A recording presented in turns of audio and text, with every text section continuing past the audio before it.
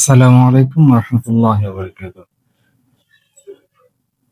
আমাদের ধারাবাহিক মাসআলা পর্বের আজকের পর্বে আমরা জানব মাসবুক সংক্রান্ত মাসআলা।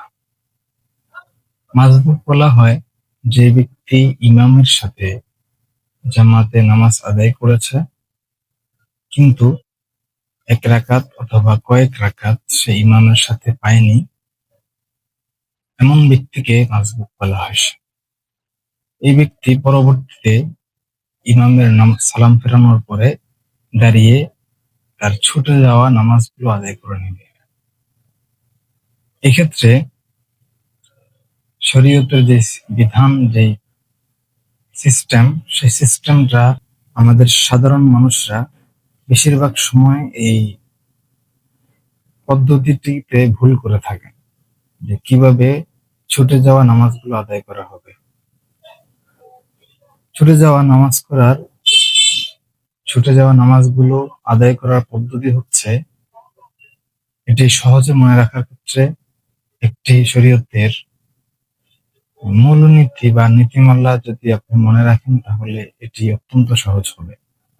সেটি হচ্ছে, ইমামের সাথে যে নামাজ আপনি পেয়েছেন সেগুলোকে রাকাতের বিবেচনায় প্রথম ধরা হবে, এবং আপনি যেই ইমামের সালাম ফেরানোর পরে যে নামাজ আপনি পরবর্তীতে আদায় করবেন সেটিকে রাকাতের বিবেচনায় দ্বিতীয় বা তৃতীয় রাকাত হিসেবে গণ্য হবে, এবং কেরাতের বিবেচনায় আপনার আদায়কৃত নামাজটি প্রথম রাকাত এবং দ্বিতীয় রাকাত এভাবে গণ্য হবে।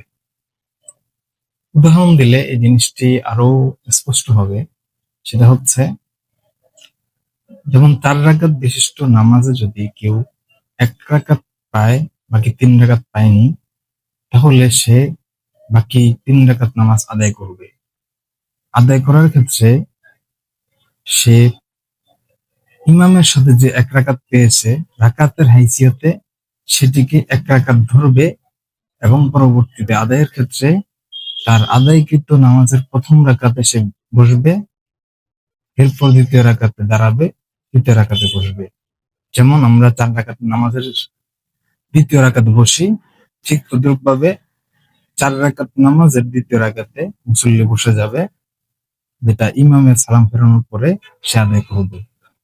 আর কেরাত পড়ার হাইসিয়তে বিবেচনায় ইমামের সালাম ফেরানোর পরে সে যখন দাঁড়াবে তখন এটিকে তার প্রথম রাকাত হিসেবে বিবেচনা করা হবে। অর্থাৎ প্রথম রাকাতে যেমন কেরাত পড়া হয়, এখানেও ঠিক তেমনই কেরাত পড়া হবে।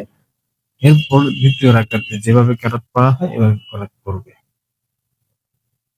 এভাবে আর 1 রাকাত বা 2 রাকাত যে সমস্ত নামাজ, এগুলো আদায় করা আসলে সহজ। শুধুমাত্র 4 রাকাত বিশিষ্ট নামাজে এই 3 রাকাত, 1 রাকাত পেয়ে 3 রাকাত পায়নি, এই জায়গাটাতে আমাদের সাধারণ মানুষ অনেকে ভুল করে। আর মাগরিবের নামাজ যদি 3 রাকাতই না পায়, তাহলে 3 রাকাতই মাগরিবের নামাজ যেভাবে পড়া হয় সেভাবেই আদায় করবে। যদি 1 রাকাত পায়, 2 রাকাত পায়নি, তখন রাকাতের হাইসিয়তে যখন ইমামের সাথে পাওয়াটা প্রথম রাকাত, তাই দাঁড়িয়ে কেরাত করে